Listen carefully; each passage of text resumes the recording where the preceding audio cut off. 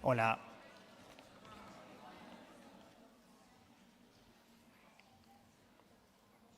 Hello, everyone. Thank you so much for coming out tonight. My name is Giampietro, and I'm an occasional faculty at Elisava. Today, I'm excited to be introducing Rob Giampietro. Many years ago, I first became familiar with Rob's work through Projects, a highly influential New York-based studio he co-ran. Among many cultural projects, their 2011 rebrand of Istanbul's Salt Gallery, a trailblazing project challenging the very limits of identity design itself, was especially influential for me as a Turkish designer. Their studio later received a National Design Award, one of the highest design honors in the US. As a design student, it was common to study essays written by Rob, which would be found in places like ... Emigre magazine, iMagazine, or more extensively at his own platform, linedandonline.com, which now houses 109 entries, including essays, talks, and teaching material he has generously shared. And I often assign a lot of stuff from this website to my students too. So it's linedandonline.com, super hidden treasure in the web. Rob was my teacher and advisor at the Rhode Island School of Design's graduate program. And unlike anyone I have ever interacted, Rob had a way of descending into the utter chaos of my mind and within only 15 minutes, make complete sense of what I'd been trying to articulate for the past 3 years. He would end the session with a library of references to keep me going. Working with Rob was like working with a design psychic. Since then, Rob became director of design at MoMA, where he helped reimagine the museum's identity for its historic 2019 expansion, guided by the philosophy of making the design 100% better by making it 3% different. At Google, Rob held several directorial positions. Among his many contributions, he co-founded a human-centered design research team, tackling topics such as responsible AI and many other things that he will talk about today. He also led the launch of design.google.com and the overhaul of Google Fonts library. Today, Rob is head of creative at Notion, leading multiple teams working across design, strategy, and communication. We're lucky to have such a rigorous thinker in our industry and here with us tonight. So that being said, please join me in welcoming Rob Giampietro.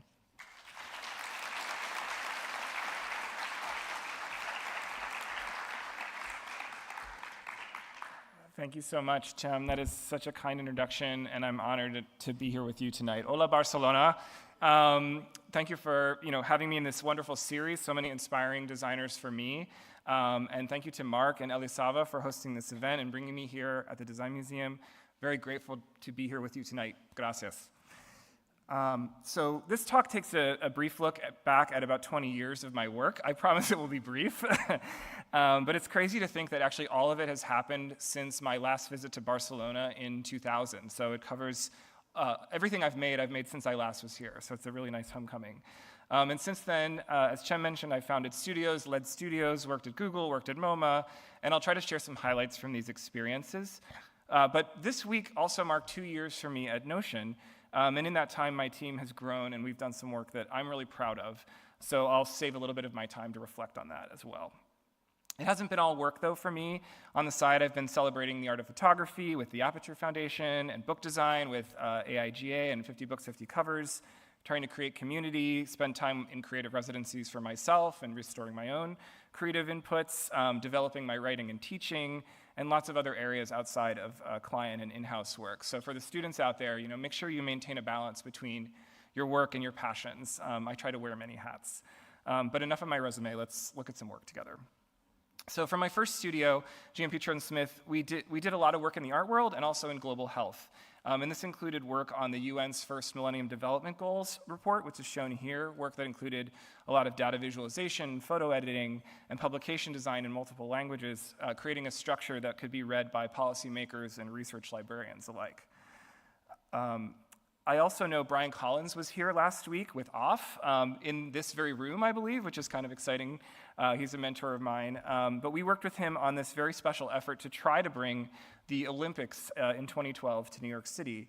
And my studio, Giampietro Smith, designed this ad campaign that was really meant to get New Yorkers excited about the possibility of the Olympics and to rally around this idea.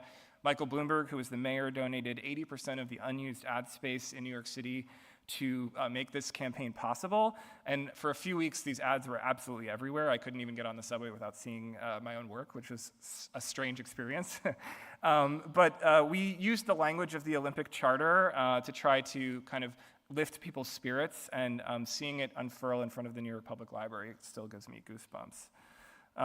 A few years into my practice at Giampietro and Smith, I started to get more excited about doing things online.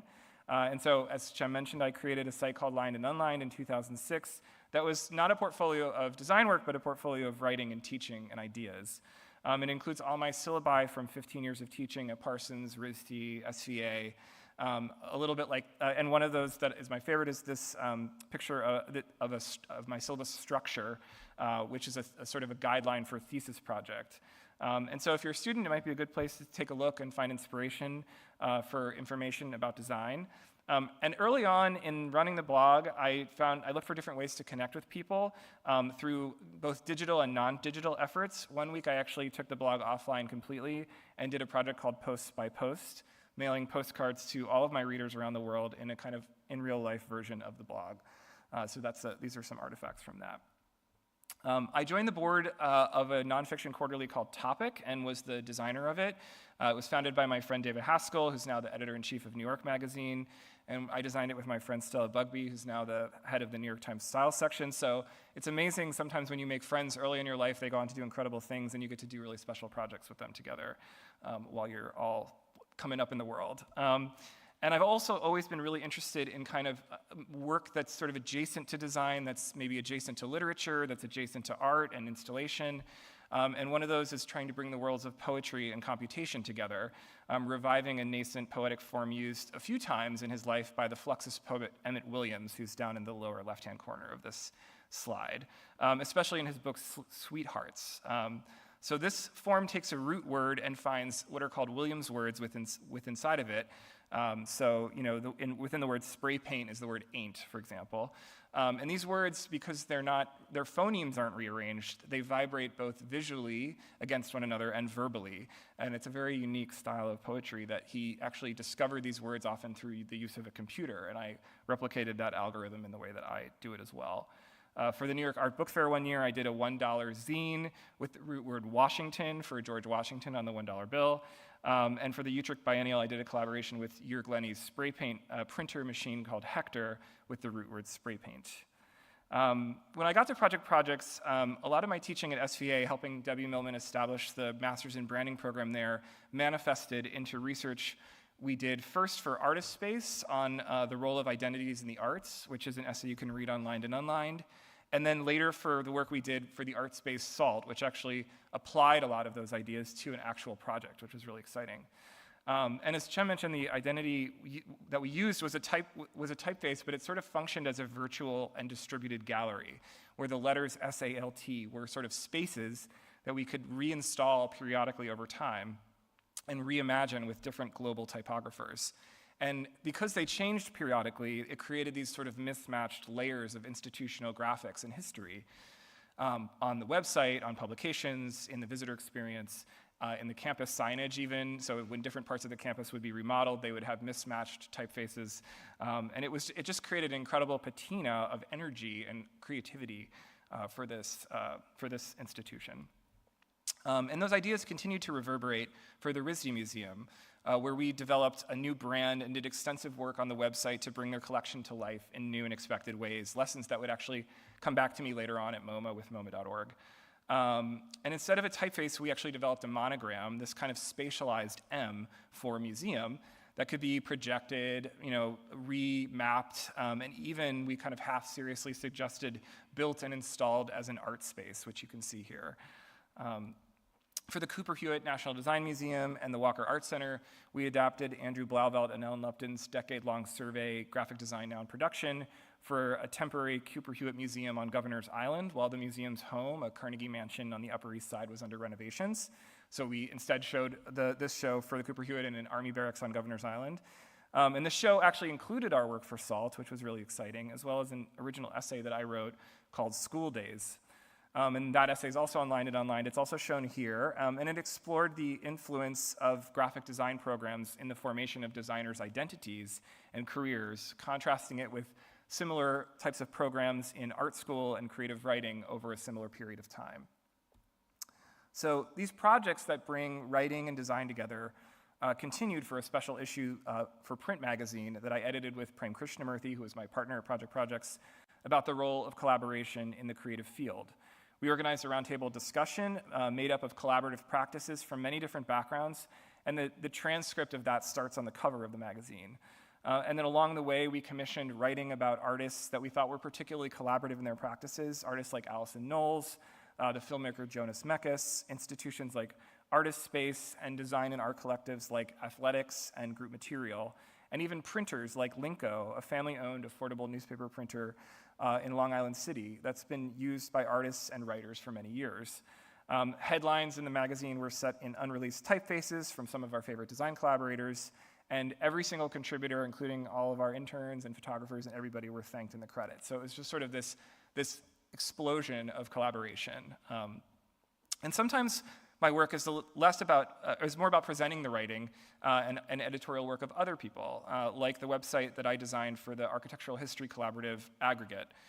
Their thematic ideas of inquiry combined with research to build structures, almost like these little houses that are made of modular parts based on the kind of content of the essays. So structures and scenes and this kind of community ideas that come together in a kind of typographic skyline that creates an entry point for discovery on the site. With my grad students at RISD, we did a 48-hour weekend workshop to mine the form of the printed circuit with a book bound with wire loops that could be experienced in a random access way, and punctuated statements from computer code that helped to pace and organize the students' research efforts related to their thesis work. And I always love when there's some kind of incompleteness in a work of design, something where you're able to be the one that sees it all come together, where your presence helps witness an idea being brought fully to life. And a small example of that is how these entry graphics worked at MoMA, where you enter through the sliding glass doors of an exhibition that then kind of turns into a complete title. Or here, where the space and color that's sort of suggestive of concrete poetry and the warmth of the southern sun doesn't quite move, but it suggests a kind of movement and comes together in your mind's eye. I arrived at MoMA in 2018 in a moment of real excitement. The museum was adding a new wing, giving it 30% more gallery space to show an expanded collection representing a more inclusive global modernism that would rotate more frequently, giving you more reasons to come back to the museum. The internal galleries were renovated by Diller Scofidio and Renfro, and it was affectionately known as the new MoMA. And this logo had already evolved when I arrived, which was following a typographic effort by Christian Schwartz to kind of bring a lot of Gothic, MoMA's always used Franklin Gothic, but a lot of Gothic typefaces for MoMA together in a kind of more streamlined way. But with my collaborators at the Brooklyn Studio Order, we brought the typeface and logo to life in motion, unifying it with a seasonal strategy that the museum was starting to adopt that went from showing single shows to groups of shows over an entire season. And those were unified by kind of a modular system of stacking pieces that included artwork, artist names, quotes, show names, logo stripes, and even images of life at the museum all kind of colliding into one. So here you can see how we would take those different elements and build them out into these stacks, and those could be both stacked and sliced. They could be, as in this street pole banner, they could also be woven together into these kind of patchwork quilts, and also animated for social media and Instagram and things like that. Over the 2 years that I was a design director there, we redesigned literally every touch point and refreshed it. So tickets, gallery ephemera, even our much beloved visitor map and guide to the collections. And also every sign on campus was also reinstalled and documented comprehensively in these guidelines. We had one for brand, one for motion, and the one I'm showing you here is for our signage system. So you can see here literally how you fabricate the signs, how you order the signs, which signage goes on which substrates, our use of progressive disclosure to kind of help share more information with you as you move closer to a site, the citing of all the signs. So this was a really, really comprehensive project. that we kind of left behind as an institutional legacy for the museum to continue to use over time. And here, some of the digital and physical signage that we created comes together in a single moment. This is right in the members check-in area. You can see those kind of like slimline ticket displays mixed with some silkscreen graphics on the far wall and the program wall that's inviting you to sort of scan everything that's going on in the museum at the front, as well as the ticket kiosks that help you get your ticket. Every element of those was designed by my teams at MoMA. And finally, we welcomed audiences back to the renovated museum by creating a campaign that showed people experiencing MoMA for themselves. And this is one of the images from that campaign. It's a photo of a young boy whose kind of whirls of red hair kind of mirror the famous Van Gogh painting that he's looking at. And it was sort of an accident. He was a cousin of one of our art directors, and he really was kind of mesmerized by Starry Night, but it's still one of my favorites. So on either side of my time at MoMA, both before and after, I worked on some life-changing projects at Google as well. And one effort was called Google Design, which was aimed to share and advocate for Google's own design work to a global audience of designers, with both a website, which we helped to launch when I got there, as well as physical activations of all kinds. One of them was this end-of-the-year gift box, which we sent to designers around the world to share some of our favorite stories of the year in Google Design. And another of those projects, a really important one to me, was SPAN, Conversations About Design and Technology, which was an event that connected designers and technologists in cities around the world, from London to LA, Tokyo to Mexico City, and they were really like curated salons that helped unpack themes around design's cutting edge. Every year, we really carefully selected both the audience and the speakers, and we published a reader on the occasion of that collected writing and interviews to amplify their work. And this is the first year of the reader that was designed by Chad Klopfer very beautifully for us. I hosted and programmed the first set of conferences in New York and London, as well as the second year in Tokyo and LA, welcoming speakers as varied as a MacArthur Genius Grant-winning stone carver, a pair of really ambitious architectural theorists, a hardware design instructor, a postmodern design pioneer, a VR game designer, and many more. And outside of conversations around community, my team at Google also looked at ways to expand tools for design, especially Google Fonts, which we relaunched in 2016. The directory experience used Google's material design components, and it was the first product that actually had been designed within the material design team. So other teams at Google were using these components, but we ourselves were designing them but not using them to make products, so this is the first product we made with our own components. And we tried in doing this to sort of really elevate higher quality open source typography, making it easier for everyone, whether you're a designer or a non-designer, to find and combine fonts and to do the different things you want, whether it's just doing your blog, making a brand, or even like materials for the local PTA. Everyone uses Google Fonts. We launched fonts from designers we loved also, like Space Mono from Span Speakers Colophon, which a decade later I'm really happy to see is an iconic global hit. I get resumes every day from designers in Space Mono, a typeface that we helped to launch.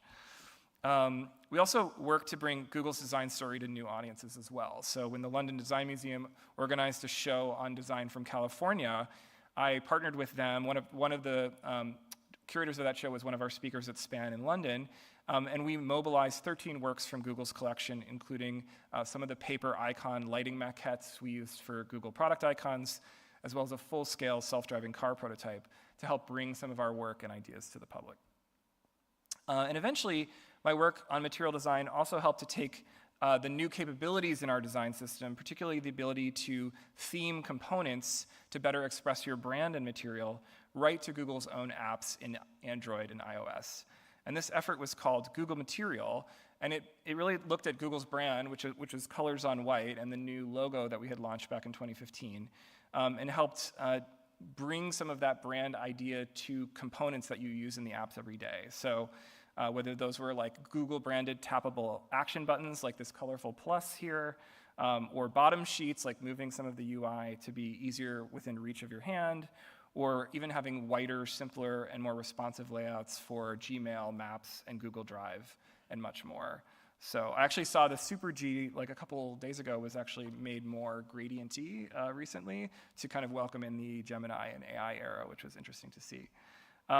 We even created a new typeface for this effort called Google Sans, which evoked the Google logo, so it was sort of designed to remind you of the Google logo when the Google logo wasn't present.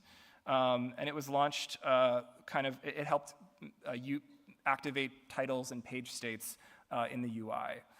We also made color more accessible, and the components were engineered so that Google product teams could easily build them into their applications.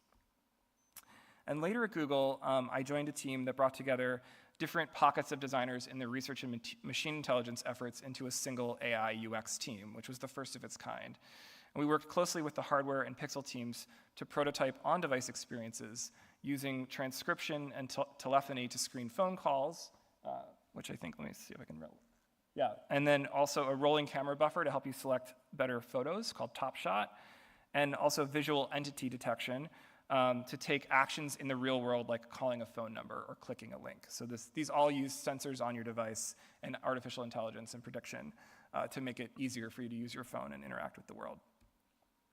So all of that, I think, all of that work before brings me to Notion. And I think, there's a lot more I would love to share from that time, from those years before, but I also really was excited and passionate to share new work with you today.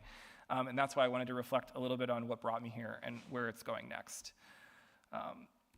So I first came to Notion as a user, and I was learning along with the rest of the world on YouTube during the pandemic. There were so many of us that were sort of trying to do things while we were trapped at home, like organize our library books or just like make our home a little bit more intelligent.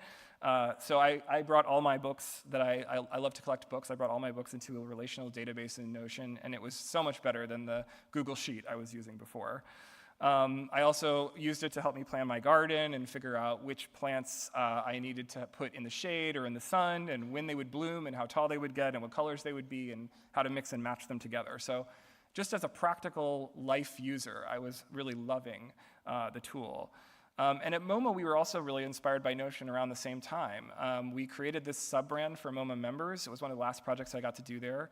And we partnered with the illustrator Nicholas Menard, who is actually a very good friend of our Notion art director, Roman Muradov. And these were inspired by historical illustrations from MoMA's archives, but they were also very inspired by Notion's iconic brand. And I came to Notion via Google's Search UX team. And there we were working on public knowledge graphs. So for example, on the left here, how like the director Steven Spielberg is related to other actors and films and institutions.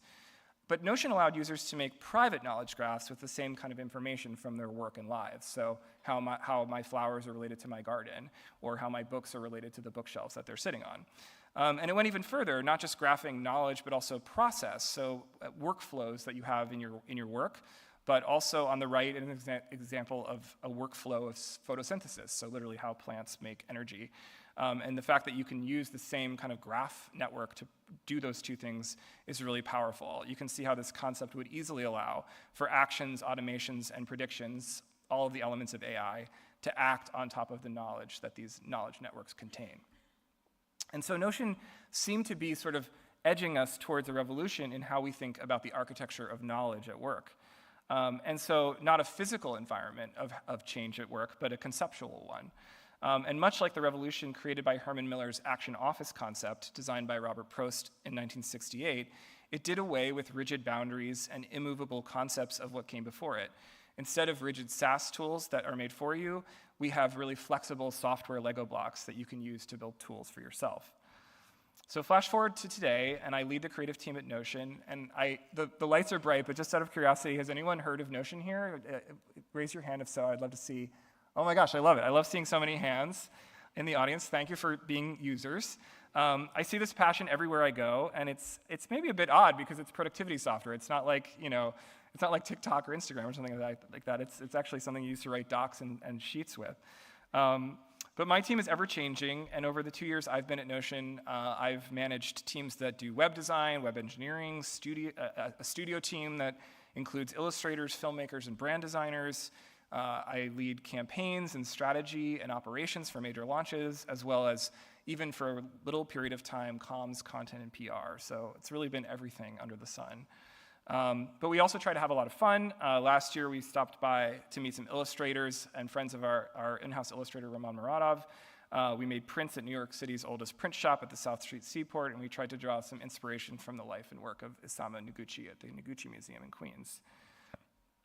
When I think about leading Notion's brand as a creative leader, I think the simplest way to explain it is that it's a place where illustration and identity intersect. We try to solve problems of identity and positioning often through an illustration lens. And we're not the first ones to do this, of course. My colleague Hui Vu, who leads our brand design team, worked at Casper, and they did this beautifully a few years back. MailChimp, designed by Brian Collins at Collins, is another example of this. But the pared back and conceptual feelings of all of these illustrations recall the pages of The New Yorker to a lot of people. And Notion gets that comparison a lot too. And funny enough, Ramon did work for The New Yorker a while ago, so no surprise. But I also thought it would be interesting for this talk to take a moment to look a little further back at how illustration and cartooning, while they may be a little less common in brand systems right now, have a long history in building commercial awareness. Susan Sontag talks about the origins of the poster in terms of promotion, so promoting things for commercial purposes, and persuasion, persuading people for political purposes. And some of our greatest artists have actually lent a hand to helping establish brands, like Toulouse-Lautrec for the Moulin Rouge, Andy Warhol for Simonetti gloves, Paul Rand for El Producto cigars, and Fortunato Depero's legendary work for Campari. And brands like Pirelli have made the idea of simply having illustrations part of their iconic quality. So here, the many uses of Pirelli's rubber, from tires to wires to hot pads, are all brought to life through an ever-changing cast of illustrators and artists. An illustration can also bring a sense of play and familiarity to difficult topics, like these posters for public safety, which would be hard to imagine if they were photographic. They're so evocative and memorable, and part of that is because they're illustrations. And illustration is also deeply integrated with the history of the office, from pens like Bic and Pentel to Olivetti's typewriters. And in the 70s and 80s, it wasn't uncommon to see a major brand evolution stem primarily from the use of illustration and art direction. So Wolf Allens, and particularly Michael Wolff, who has a great new book out that I was drawing some of this inspiration from, were at the forefront of this. Here's one great example from their portfolio of a paint brand being completely reimagined through the use of an illustrated mascot of a fox. Super iconic, super beautiful, super memorable. And of course, it all goes back to The New Yorker once again. Wolf Allens also found inspiration from that magazine to work with the likes of Charles Barsotti for the office supply brand Nice Day. And I actually remember picking these up somewhere in my youth. Barsotti's archives at Texas State University show some of the back and forth between the art directors at Wolf Allens and himself in developing this brand. And here they're thinking a little bit about how this playful dog mascot is going to interact with the staples inside this box, which started off as croquet hoops and then became hurdles on a kind of obstacle course. And this is very similar to how we develop illustration at Notion today. So here are some of Ramon's illustrated notes and thoughts towards the development of Notion AI, a character that we affectionately call Nosy. And last year, we did an event with the Eames Institute, and I know Lisa Dimitros was here a few months ago, so that's really exciting. But Ramon and I actually published an interview on this topic about how drawing is a kind of language for us and how we use it at Notion, and what the process of revision and development of illustrations is like. So it's reminding me that I need to get that online soon so you guys can check it out. So while Notion's brand is driven by illustration, both the rich history of illustration and graphic design and identity making, and also in our own memories of illustration from the picture books and experiences that we had as children, bringing those pieces together has allowed us over the past 2 years to expand our brand expression from a single core brand to many expressions and an ever-growing landscape of products and experiences. And this slide here has really become my map for running the Notion brand. And we'll use it today in a couple different ways to look at how some of those experiences and styles came to life. And we'll start with 2 products that didn't exist when I joined Notion 2 years ago, which is Calendar and Mail. So if I'd have more time, I'd love to show you the hundreds and hundreds of variations we made to arrive at this icon for Notion Calendar, which evolved from Notion's acquisition of the app Cron. But on this slide, I just want to show you really quickly how the art direction of Calendar is inspired by the actual events on the UI, these calendar events that you put in throughout your day all the time. And we use that as a container shape to put these illustrated tonal icons that represent the mixture of your work and your life together and help you keep those things in balance. And last month, we also launched Notion Mail to the world after a preview in the fall. And the art direction here plays with the sort of proto-printmaking technique of the rubber stamp, which is, of course, part of seeing an old-fashioned envelope or mail, but it also gives the texture and the warmth that complements illustrations in other areas of our product family. So those are 2 quick examples, but there are a few more. So zooming back out, let's go back to the core brand for a moment. When I arrived at Notion, this was how I was used to seeing Ramon's illustrations. They were small, they were full body, they were uncropped, and they were often interacting with frames or elements of a page or a website. And in the grammar of visual storytelling, particularly in film, often in the course of telling a story, you go from a full shot where you see a full body to something closer, like an extreme close-up. And I realized that this kind of framing could actually help us tell the next chapter of our story at Notion, which is really about bringing AI tools into the app more fully. So this is a billboard from last year's Think It, Make It campaign in the spring. And you can see here how we're much closer to the character. We can see her expression, her moment of reflection, some of the inner workings of her mind, the things she's dreaming about and trying to accomplish. These are some early studies we did with our agency Buck for this campaign. And here you can see the idea of the close-up profile starting to come to life and being so important. And we loved it because it showed the mind at work, the complex processes and workflows that Notion can help you with, and the ways that AI can give you a boost in managing projects and tasks. And we were inspired for this by many different sources, from Rube Goldberg's humorous cartoons of totally absurd machines, to Picasso's ambitious use of flattened perspective in his Cubist portraits, some of which were wonderful to see at the Picasso Museum earlier today for me. The profile is also often associated with the brain or mind at work. So Milton Glazer's poster of Bob Dylan being one example, and to this we added the legacy of comics that use strong graphic devices like Batman here, as well as manga. We looked at the Russian constructivist posters like this one from Rodchenko that conveyed an image of tomorrow and a kind of call to a revolutionary future, like a revolution in the way that we work and are creative at work. And we brought all of this together around various motifs. So Notion as a peaceful, productive, calm space where you can think and dream, and a place to feel confident, accomplished, and optimistic. Tomorrow's tools today. Free your mind to do great things. It's a kind of knowledge. Notion is kind of knowledge or library, knowledge base or library that helps support your own mind and the collective mind of your team. So it's a sort of knowledge library. And this is a sort of place where you can get every question answered. Or you can even share perfect memory without ever speaking a word. So, something someone wrote on your team can help you answer a question without ever bothering them with it. Perfect memory for every team. So here's a little bit of what it looked like in the world. Let's see if this moves. Okay, great. So we had subway takeovers, digital displays. This is in Seoul, in the Tube. I think more Seoul. So yeah, just bringing this out into the world and sort of bringing energy of the brand and awareness out into the streets. The 30-second ad featured a group building something together, represented here by this simple block castle, and how Notion supported their journey in getting there by unlocking creativity and play on the team. The title of the ad was I Want to Play. And here's that ad at Shibuya Crossing in Tokyo. And one thing moving closer allowed us to do was to have stronger color and contrast in our ads. So when you're far away from a character and you have large white fields, you can see how a billboard gets really washed out. It's hard to even tell where the Notion billboard is in this image. But how about now? It's a lot more recognizable. And it's worth mentioning here that Notion's logo, the alphabet block, actually started out as an illustration itself. So last year I caught up with its originator, Sun Helen Calvinis, art director in Norway, to learn a little bit about how she developed it with our CEO Ivan in the early days of Notion. And after hundreds of typed options didn't work for our tagline, our final tagline actually also arrived as an illustration, part of a mock-up from our collaborators at Buck. And so I love seeing these two pieces together in the campaign. Think it, make it. It's a power combo. We activated this on the web and in 11 cities around the world. It was over 500 million impressions with really fun placements like this, and this, and this. So going back to this map for a moment, there's a reason why you don't see campaign visuals on here. And that's because campaigns exist a little bit off to the side. They're not really a permanent brand asset. They come and go, and we kind of reimagine them all the time.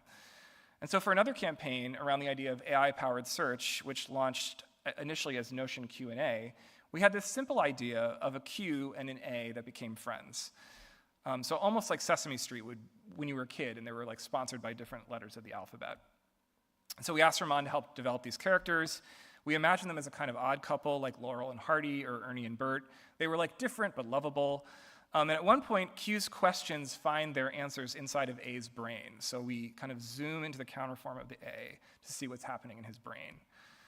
And here's us starting to develop that idea.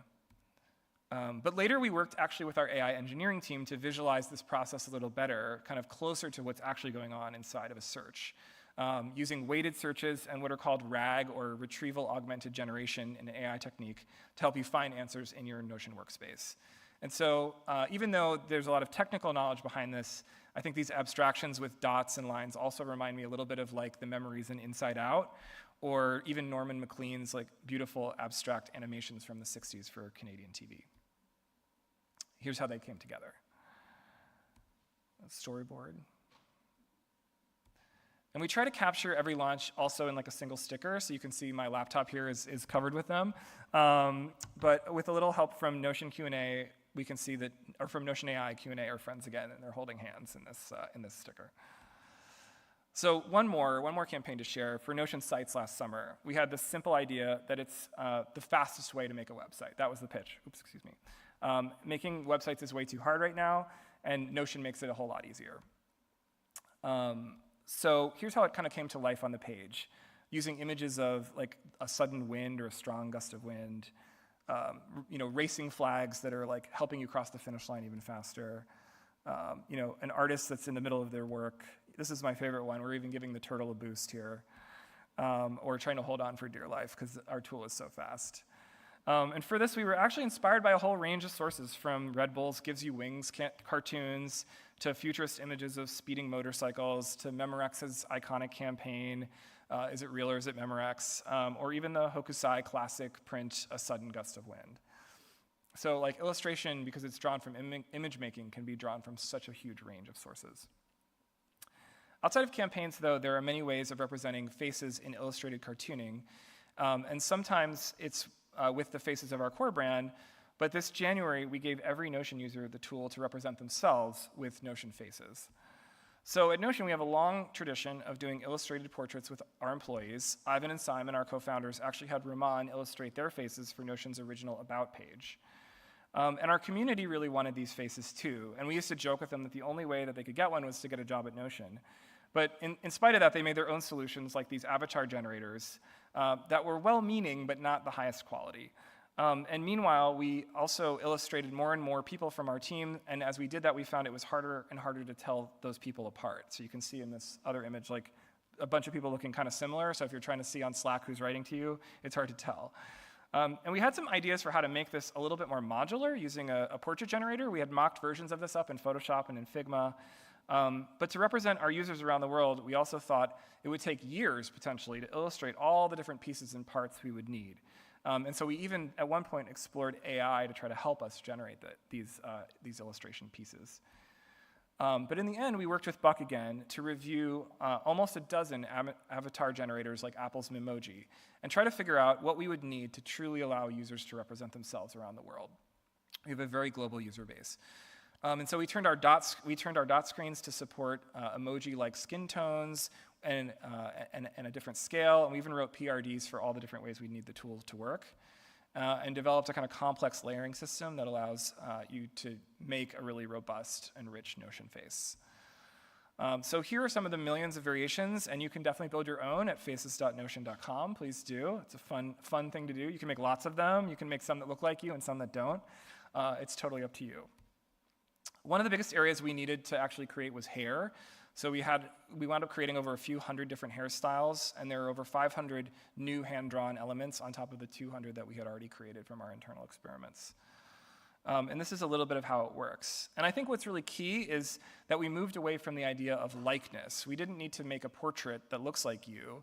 We moved toward this idea of expression. We wanted a tool that allows you to express who you are. So this means more expressive faces, more silly props, more ways to stand out rather than to blend in. And combined with the idea of black and white and a pared back aesthetic, a lot of the details that are challenges for other avatar generators actually get simplified and resolved.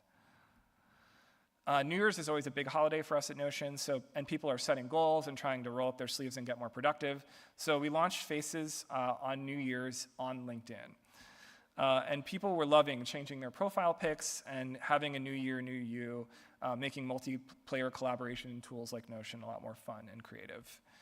They loved sharing their goals for the year and creating new portraits. And we even got one of LinkedIn's biggest influencers, Snoop Dogg, in on the fun. He has a huge following, small business owners, and he was really gracious to make a portrait and give us a shout out. We designed Notion Faces to help you extend your Notion identity across our family of products. So from commenting in Notion to scheduling something in Calendar to sending a note in Notion Mail or publishing a template as a creator in our marketplace. It helps you carry your Notion identity to all those different places. Next, let's look at another face. This one has no mouth, and it talks in text, and looks very different from the humans that it works alongside. It's Notion AI, or Nosy. So when I got to Notion, we were one of the first to launch AI features in our space. Notion AI was actually launched in alpha ahead of even ChatGPT. And at the time, our launch got a lot of attention for its use of magic and sparkles. You can see it up here on the right. But then everyone else started getting in on the sparkle action too, which was not so good. People started to notice.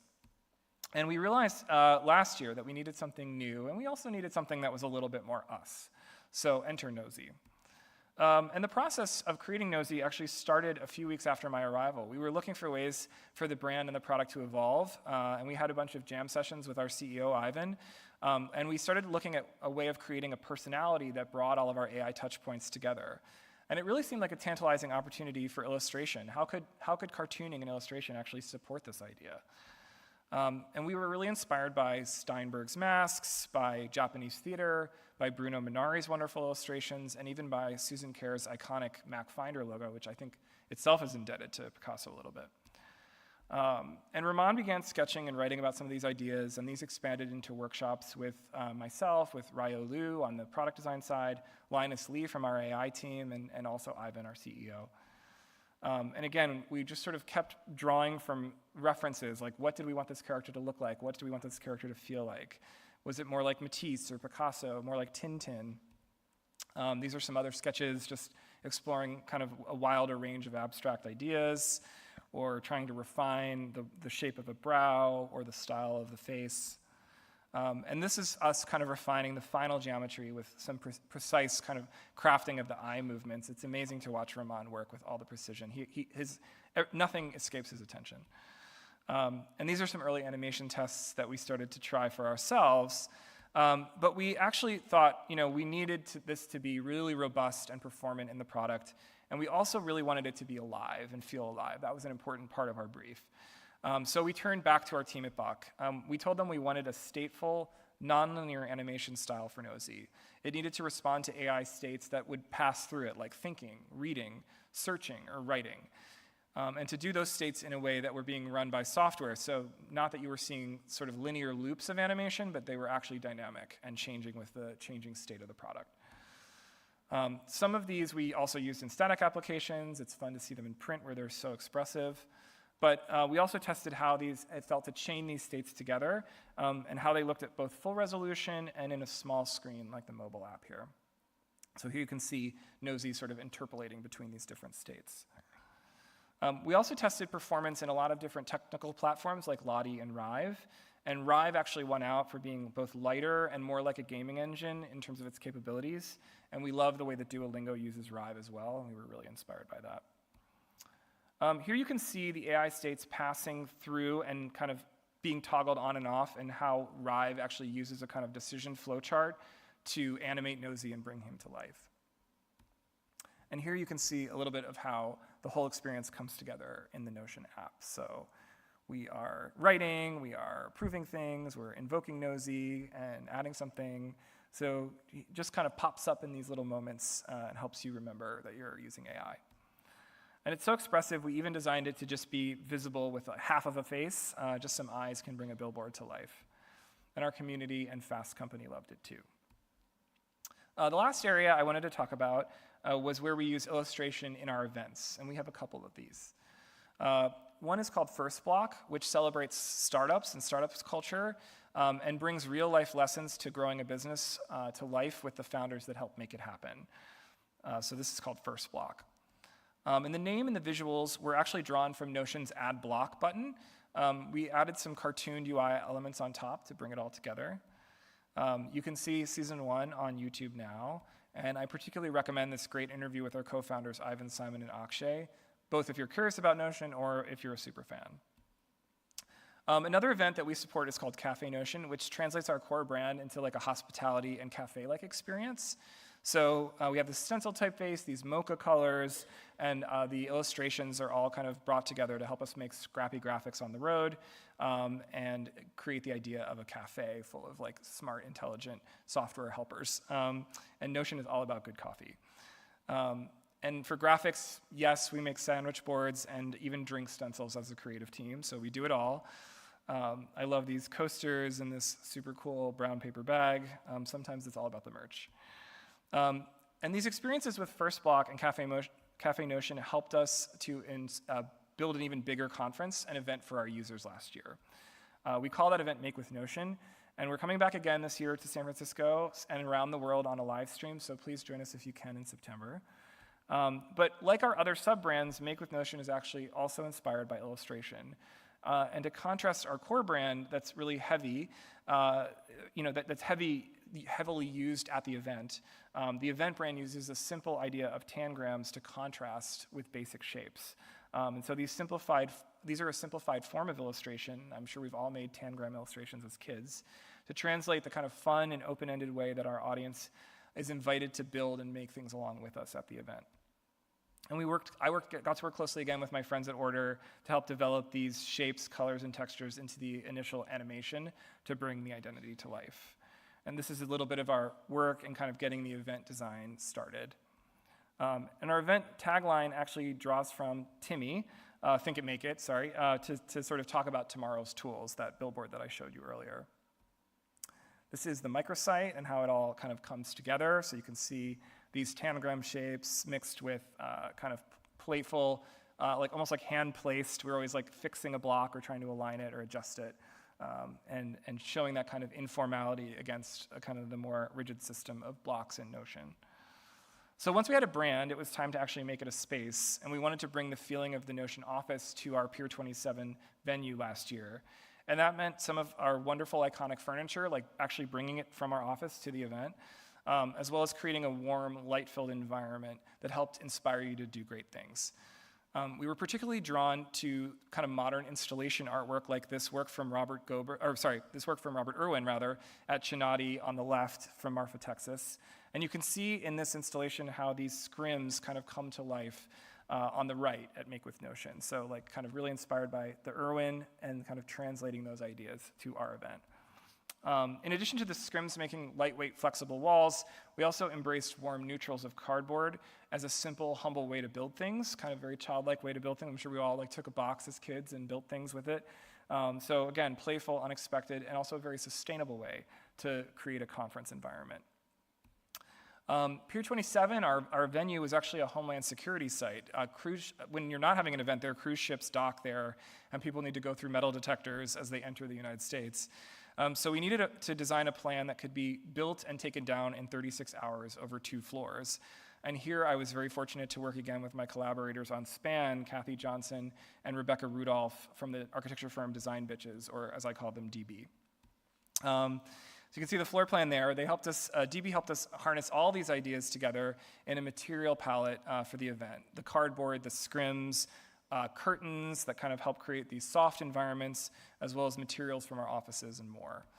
And we did 3D scans of the entire space and rendered these ideas across all areas of the event. So here you can see the scrims, the signs, and the elements of our welcome desk starting to come together. We modeled crowd size and flow through the space and ultimately brought it to life on Pier 27. And we also took over the adjacent plaza to be able to sort of bring the brand outside. The weather was incredible. There was an amazing view of the bridge. And as you arrived, you got to pick up your badge and see this incredible kind of cardboard wall made of kind of the oversized blocks and shapes that brought you to the event. And we actually used Ramboard. It's a material for protecting hardwood floors when they're under construction to do this. And had this stack of tiles that we were able to really quickly install. And we were able to do that with a lot of really careful planning and CAD work to help us get everything up and activate. I love events because it's like they come up and they come down in just like a few hours. It's really incredible. So fun to see people enjoying the space, enjoying each other at the event, enjoying the beautiful view, and even seeing our signage and our brand extend this from the Instagram and promotional materials into the space. And here they are in real life, and then a few weeks before at our conference room in New York, kind of trying to figure out the scale and everything like that, just like at MoMA. Our furniture from the office also felt like an exhibition. It was so unique, this eclectic mix of chairs and things that really help people express different identities and personalities that they bring to our product. And we also tried to create some spaces that were a little more unexpected and invited you to gather in different ways. This is sort of like a sandbox or a playground for adults. And we were worried that people wouldn't use these spaces, actually, but they certainly did. And our creators actually especially loved them and hung out there throughout the day. So there was we have so many blocks at Notion, we just needed some round forms too. We even had cardboard bookshelves for our swag and cardboard benches, just for a quick rest. And here are more of the shapes as they came together, both on walls and on digital screens, and much, much more.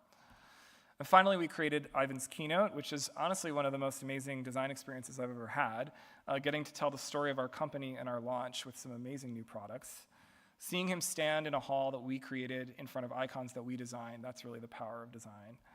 And we made it look easy in the end, but lots and lots of hard work and rehearsals helped us get there. One of our product marketers, David Tibbetts, even sat in the control room to help make sure all the slides came up at the right time, like he was calling a baseball game. And the day was filled with amazing speakers on the edges of design, AI, brand building, and of course the Notion community. So here's one more look at what we created. Everyone's moving, everyone's vibrant, energy's high, I'm having a good time. The biggest impression so far has been the opening keynote by Ivan, and it's been really inspiring to see the growth of Notion. It's historic, right? It's the first time that you've had an in-person event for this tool that is, frankly, just so beloved by a huge community. The Make with Notion experience has been invigorating. Inspiring. Electrifying. Exhilarating.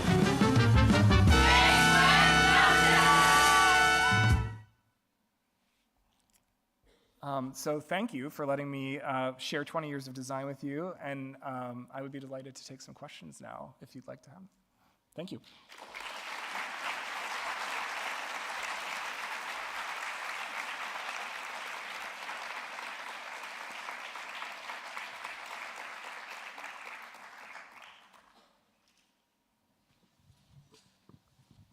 Any questions? Don't be shy.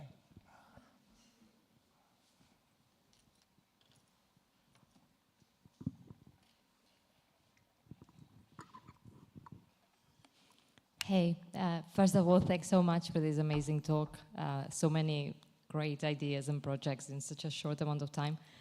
I also remember starting to discover Notion during COVID, and I was really shocked and refreshed by the black and white or black and off-white colors of it.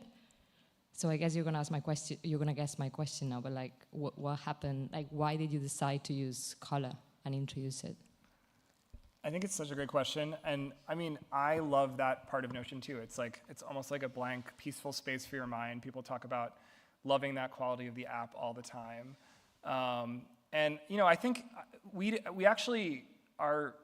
I think two ideas come to mind for that. The first is Ivan, our CEO, talks about this concept of wanting typography that's almost like water. Like it flows very beautifully. It's not trying to stand out, but it's peaceful and it's resolved. And so I think a lot about that in terms of how we set type, the typefaces we use, trying to make the layouts be relatively calm. And I think that's something that's really important when you're in our app and when you're using our app, that you're not distracted by things that you're able to focus on your work.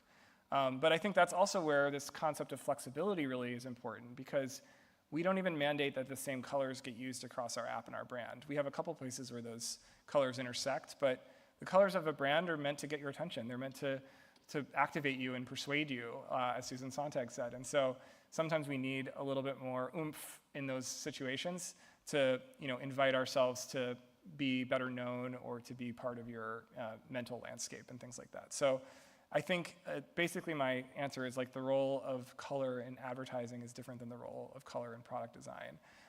And we try to honor the kind of water-like typography that goes between the two, but we also try to sort of really bring color forward more in some of those more sort of urban environments. Yeah. And it's also that, in situations like billboards or even in some of the painted activations that we had, white can get really dirty. It can be hard. It can get washed out against the sky.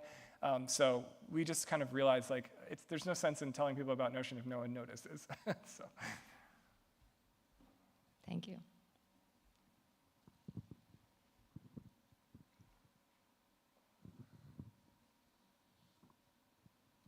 Any students here? If you have a student question about career or anything, I'm happy to. Hi. I just wanted to ask you, because for most of the examples you've put, there's a lot of references, the Finder, the Tintin, the Japanese, the Tangram. How do you remember so many references?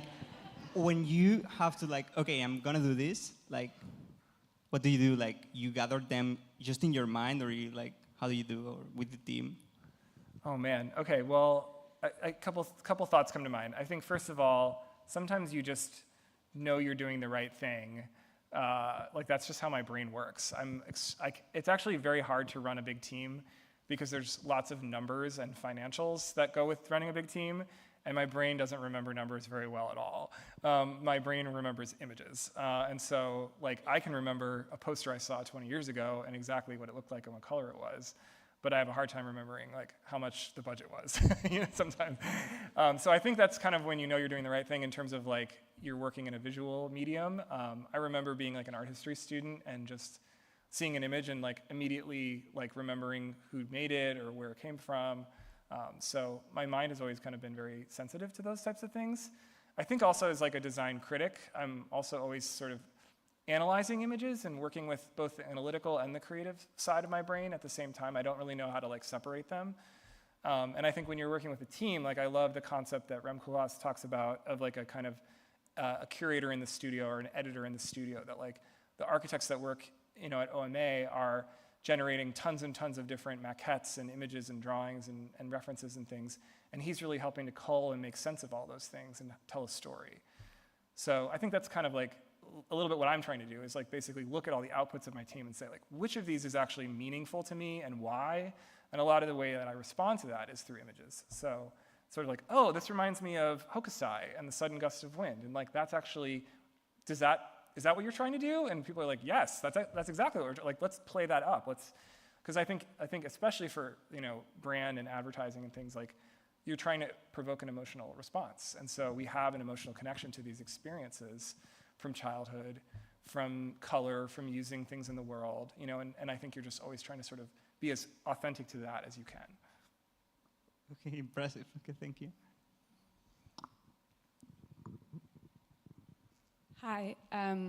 So it's so funny that I'm seeing this talk today because in my team, we're just gathering examples of illustration in different companies because we want to create, we had this problem that we have empty states and they are also, they have no personality.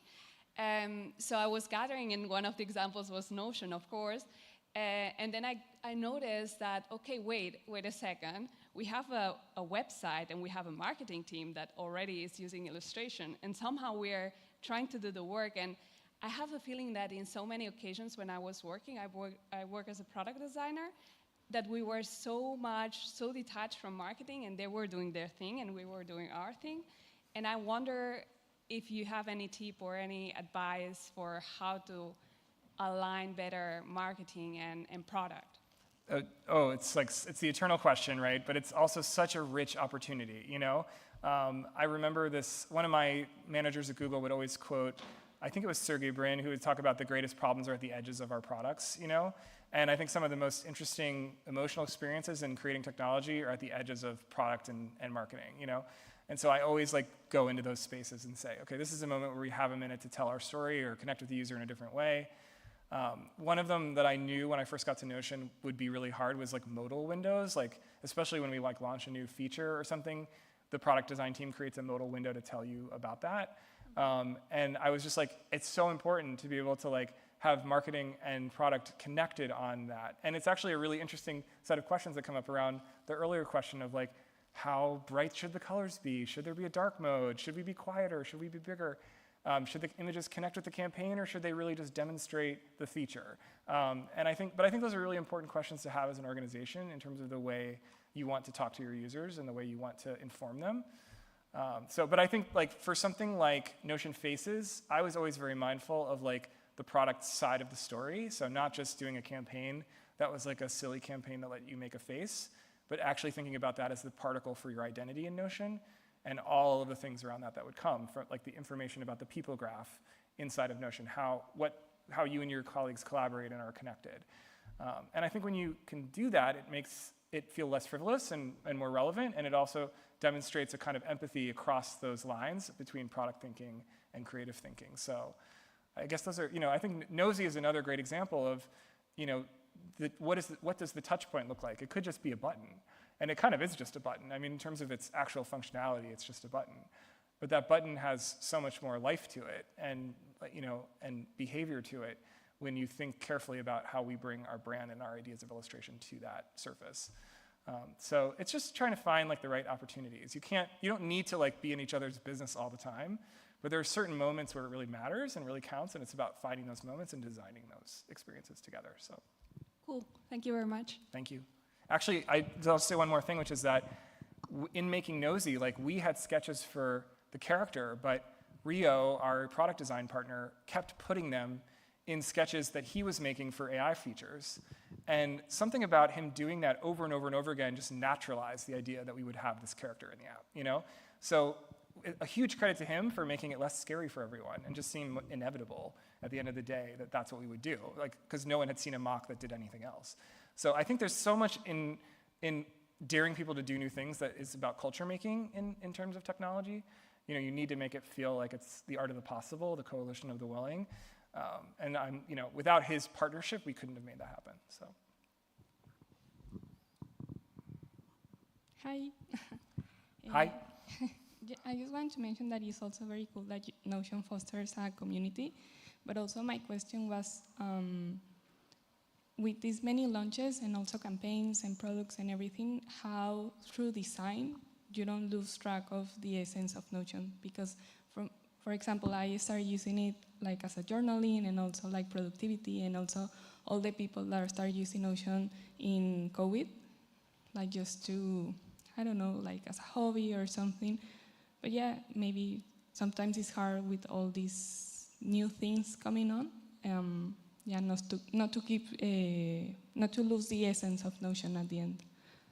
I hear what you're saying. Yeah, I think you don't want to have that Photoshop effect where there's just so many buttons and palettes and tools that it doesn't become a tranquil experience. It becomes a very confusing experience, right? So I think we have a responsibility to keep creating value for you in the things that we launch and making them intuitive and relevant. And I also think the needs of teams are really different than the needs of individuals. And I think that really comes through in a lot of our newer launches. Like we had a launch this week, and we deliberately called it AI for Work because we didn't want people to be confused and think, as an individual solo user organizing recipes or photo inspiration, a great tool for organizing images is Notion. Photo inspiration, we didn't want people to be confused that they needed to use AI to do that if they didn't want to. But at work, it's incredible to be able to search across all of your different apps that are connected in Notion from Notion, or to be able to synthesize meeting notes using audio transcription. So those types of things are really useful for people working in teams. Like if you're not having meetings, then you don't need that feature, if you're just using Notion for a note-taking app. So I think this idea of making it as simple as possible for the people that need it to be simple and making the enhancement and the path toward enhancement really clear for teams is important to us. And creating that distinction so that our passionate individual users don't get confused or kind of feel like disrupted by that. So. Thank you. Hi. Just here. Hello. Hello. I think we all see a space, an empty space, when you are presenting the Café Notion and all the cities, which means my questions. When Barcelona? I love it. Well, I was just in Dublin with our European team a couple days before this, and they were extremely excited that I was coming here. They were like, Barcelona is such an important city. We have a passionate user base. They were like, can you do a Notion meetup too while you're there? I would love to do that. I wish I was here for longer. But we will do more in Barcelona, I'm sure. And I know that it's on our radar in a big way. So stay tuned.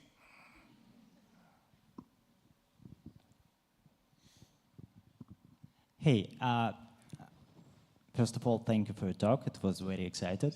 My question is about personalization, because you already showed the Notion faces and your AI assistant. Maybe you can share some specific plans.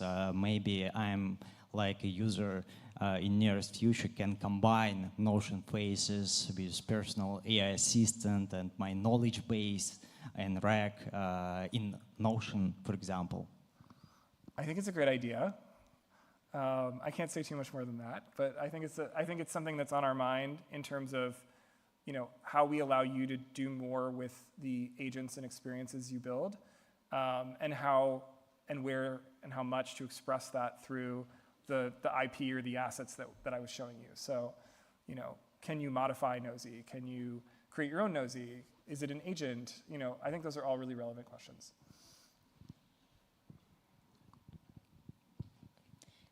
Hello. Hi, Rob. Hello. Thank you for sharing your amazing work. My question for you is, how do you deal with designer's block? Like when you don't know how to even start? That is such a good question. And honestly, I know it seems like I could talk for 2 more hours, but it is, sometimes I get blocked all the time. And sometimes I'm like, I don't know how to solve this problem. The path to get Notion faces out was a huge challenge. For a long period of time, we really thought we'd have to solve this with AI, or we have to figure out a way to do this with AI, because there's so many illustrations to make, and we just didn't know how to get it to users. And they were really wanting it. They kept telling us they really wanted it. And so we were kind of blocked. That was an example of what's the path? How do we get through? I think that sometimes that's where leadership is really important and transformative, where you just say, listen, we've all got to hold hands and hire 20 illustrators to help us draw all these pieces, and we're going to have to teach them how we draw and calibrate them so that they can interpret our style for us, and we're going to handpick them all and be on a call with them every day and review things and review them with our employee engagement teams to make sure they're representative and inclusive and all these different things. And I think sometimes when you encounter that sort of block, it's because you're facing a really hard or complex or ambiguous problem. And to me, it's number one, is an important problem, do you have to solve it? And if it is, work the problem, chip away at it, what would it mean for us to do 20 faces this week? I think that's it's a little bit of effort, I think is sometimes how you get through the block.